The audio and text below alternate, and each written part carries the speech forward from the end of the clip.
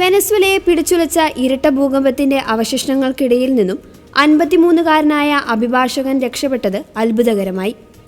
ലാഗുരിയയിലെ playa ഗ്രാൻഡയിലുള്ള ചിപ്പി beach hotel തകർന്നു വീണ് അവശിഷ്ടങ്ങൾക്കിടയിൽ കുടുങ്ങിയ കാമർ ഗ്രാൻഡിലസ് എന്ന അഭിഭാഷകനാണ് ദൈവാനുഗ്രഹത്താൽ മാത്രം ജീവൻ തിരികെ ലഭിച്ചതെന്ന് സാക്ഷ്യപ്പെടുത്തുന്നത്.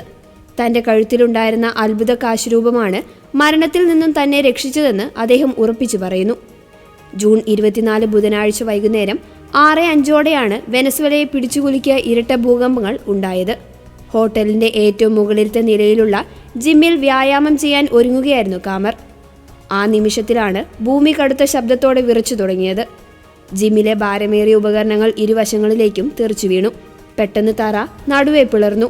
കെട്ടിടത്തിന്റെ പകുതി ഭാഗം മുന്നോട്ട് വീഴുന്നതും ഞാൻ നിന്ന ഭാഗം കുത്തനെ താഴേക്ക് പതിക്കുന്നതുമാണ് ഞാൻ കണ്ടത്. അടുത്ത നിമിഷം തന്നെ ഞാൻ കോൺക്രീറ്റ് അവശിഷ്ടങ്ങൾക്കിടയിൽ ജീവനോടെ കുടുങ്ങിക്കിടക്കുകയായിരുന്നുവെന്ന് കാമർ ഗ്രാൻഡിലസ് പറയുന്നു. കെട്ടിടം തകരുമ്പോൾ കർത്താവിന്റെ കരുണയ്ക്കായി പ്രാർത്ഥിച്ചുകൊണ്ട് കർത്താവെ എന്നോട് കരുണ തോന്നണമേ എന്ന് അദ്ദേഹം നിലവിളിച്ചു. കണ്ണടച്ചു തുറക്കും മുൻപ് കൂറ്റൻ കോൺക്രീറ്റ് ബീം അദ്ദേഹത്തിന്റെ നെഞ്ചിലേക്ക് വീണു. ശ്വാസമെടുക്കാൻ പോലും കഴിയാത്ത വിധം അദ്ദേഹം വീണുപോയി.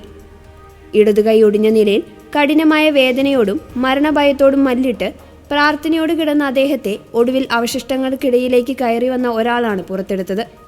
രക്ഷപ്പെട്ടതിനു ശേഷം പ്രാഥമിക ശുശ്രൂഷ നൽകുന്നതിനിടയിലാണ് തന്റെ കഴുത്തിലുണ്ടായിരുന്ന ക്രൂശിത രൂപവും പരിശുദ്ധ മറിയത്തിന്റെ ചിത്രമുള്ള അത്ഭുത കാശുരൂപവും അടങ്ങിയ മാല തകർച്ചയ്ക്കിടയിൽ എവിടെയോ പെട്ടുപോയതായി കമർ അറിഞ്ഞത്.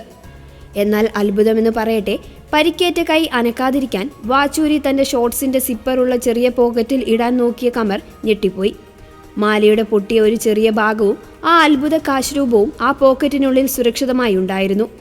അതെങ്ങനെ അവിടെ എത്തിയെന്ന് തനിക്ക് ഇപ്പോഴും അറിയില്ല എന്നും പരിശുദ്ധ അമ്മയുടെയും ദൈവത്തിന്റെ സംരക്ഷണവും തന്നെയാണ് തന്റെ ജീവൻ രക്ഷിച്ചതെന്നും അദ്ദേഹം സാക്ഷ്യപ്പെടുത്തുന്നു.